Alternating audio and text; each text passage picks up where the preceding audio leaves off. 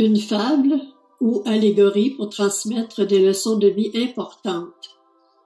L'histoire du vieux sage et du jeune écolier. Voici un récit qui capture l'essence de cette histoire.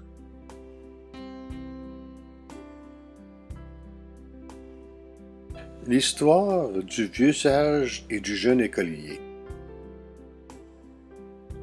Dans un petit et paisible village, niché au cœur de collines verdoyantes, vivait un vieux sage, renommé pour sa grande sagesse et son profond savoir.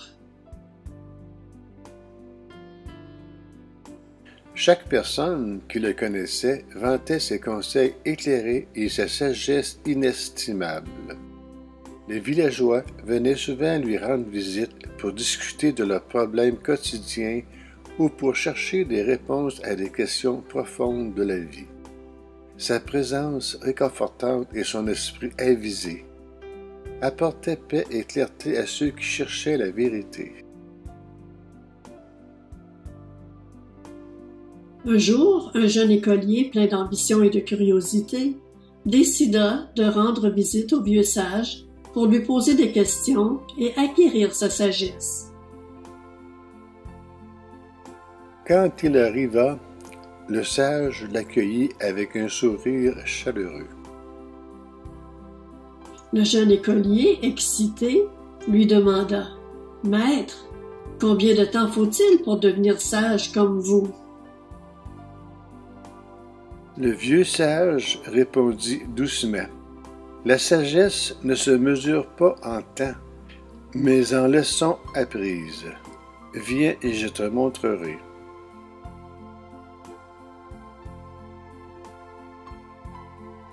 Le sage congédia le jeune homme, lui demandant de revenir le lendemain avec de l'herbe. Intrigué, l'écolier se mit en quête de la meilleure herbe qu'il pouvait trouver, recherchant la plus verdoyante et la plus parfumée.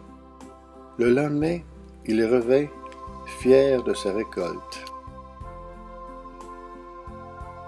Le sage l'observa avec attention, puis lui dit « Très bien, maintenant prends cette herbe et va la placer dans le ruisseau, puis reviens me voir. » Le jeune écolier s'exécuta. Plus tard, il retourna vers le sage. « Que veux-tu que je fasse maintenant? » demanda-t-il, impatient. Le sage répondit calmement. « Retourne au ruisseau et vois ce qu'elle est devenue. » Le jeune écolier, perplexe, accomplissait la tâche. Lorsqu'il retourna, il découvrit que l'herbe était devenue flasque et sans vie, affectée par l'eau. Il se retourna vers le sage et dit « Elle est morte? Pourquoi m'avez-vous demandé de faire cela? » Le sage sourit et expliqua. « Regarde, jeune écolier, comme l'herbe, nous pouvons être influencés par notre environnement. Mais pour grandir en sagesse, il faut aussi savoir s'adapter et apprendre des expériences. La vie t'apportera des défis similaires et il est de ton devoir de trouver comment y faire face. » Le jeune homme, bien que déçu, commença à comprendre l'importance de cette leçon. Il réalisa que la sagesse ne se limitait pas à recevoir des connaissances, mais à les mettre en pratique dans la vie quotidienne, à apprendre de ses erreurs et à observer le monde avec un esprit ouvert. Les jours passèrent et le jeune écolier revint souvent voir le vieux sage. À chaque rencontre, il apprenait quelque chose de nouveau, non seulement sur la sagesse, mais aussi sur la compassion, la patience et le respect. Le vieux sage devenait un mentor et un guide pour lui, lui montrant que l'apprentissage était un chemin continu.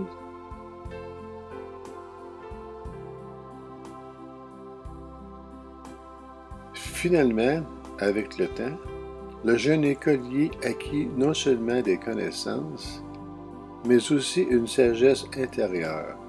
découvrant que le véritable savoir réside dans la compréhension des nuances de la vie.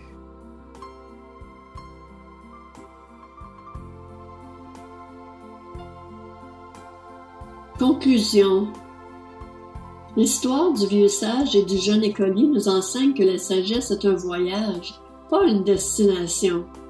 Elle exige de l'ouverture d'esprit, de l'humilité et une volonté d'apprendre de chaque expérience. C'est en confrontant la vie avec ses défis et ses leçons que l'on peut véritablement grandir.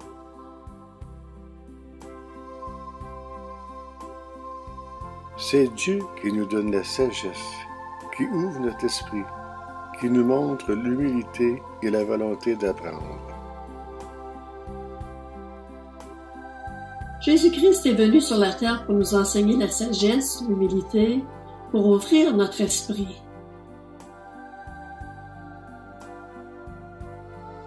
Pour obtenir tout ça, Jésus-Christ est mort sur la croix. En mourant, il a ouvert notre esprit pour accepter ce sacrifice qui nous donne la vie éternelle, et aussi le bonheur de nous permettre de grandir avec Dieu, qui nous permet d'obtenir la repentance, la sagesse, l'humilité et l'amour de Dieu.